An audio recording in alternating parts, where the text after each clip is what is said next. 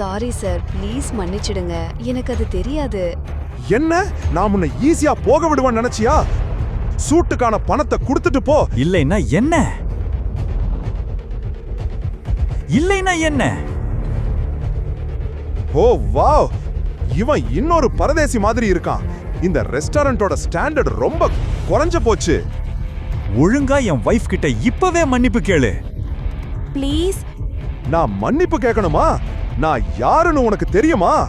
கேளுங்க, மன்னிப்பு கேட்டுட்டு இங்க இருந்து போயிடுவோம். இவரு சிங்கானியா இண்டஸ்ட்ரியோட ஓனர். உனக்கு புரியலையா? என் வைஃப் கிட்ட மன்னிப்பு கேளு.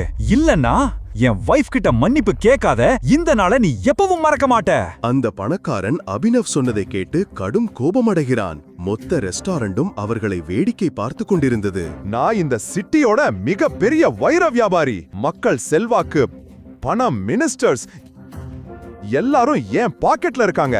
நான் நினைச்சா ஒரே சொடுக்குல நீங்க இருந்த இடம் தெரியாம அழிக்க முடியும். நான் ஒரு விரல சுடுக்குனா போதும், உன்னோட மொத்த பிசினஸும் தரமட்டமாயிடும். அந்த மனிதர் அபினவ் என்ன சொல்ல வருகிறான் என்பதை புரிந்து கொள்வதற்கு முன்பே அபினவ் தன் போனை எடுத்து யாருக்கோ ஒரு மெசேஜ் அனுப்பினான். முழு வீடியோவை பாக்கெட் FM தமிழ் யூடியூப் சேனலில் கண்டு மகிழுங்கள்.